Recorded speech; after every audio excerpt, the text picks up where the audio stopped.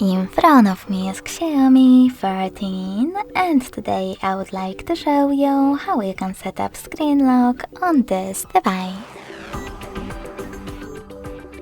First of all, go into settings and scroll down to access passwords and security.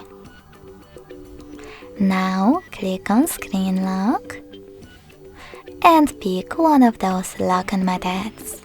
Pattern, PIN or password.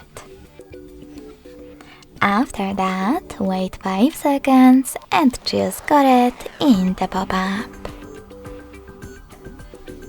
Now you need to create your login method and repeat it in order to confirm it.